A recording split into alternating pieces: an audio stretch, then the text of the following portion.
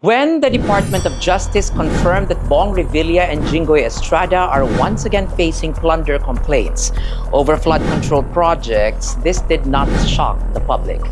It felt familiar because this is not their first encounter with corruption cases. And the Filipino people have learned sometimes painfully to recognize patterns. Hindi ito unang beses. May PDAF, may plunder, may kulungan, may korte, may mga kasong natapos, pero may mga tanong na hindi kailanman nasagot. Kaya kapag parehong pangalan ang muling lumulutang sa usapin ng katiwalian, natural lang na hindi na tayo inosente sa pakikinig. Let us also be careful.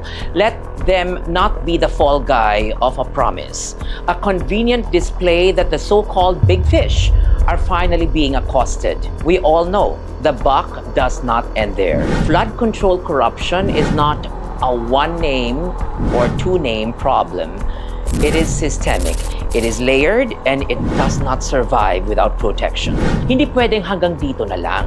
Ang flood control projects ay dumadaan sa approvals, releases, implementers, contractors, at mga tahimik na enablers. Kung dito matatapos ang pananagutan, then justice is still partial, and the system remains intact. Yes, the investigation is slow, but slowness can be forgiven if what is being built is a bulletproof case, one that survives court scrutiny, one that does not collapse on technicalities, one that finally holds. Dahil ang flood control ay hindi simpleng proyekto, ito ay proteksyon laban sa trahedya. Kapag ninakaw ang pondo para sa baha, hindi lang pera ang nawawala, buhay at komunidad ang kapalit. Plunder is not a mistake, hindi ito aksidente. Hindi ito tsamba. And maybe the real flood control problem isn't the rain, kundi isang sistemang paulit-ulit na umaasa na makakalimot ang taong bayan. Another day, another Regal POV.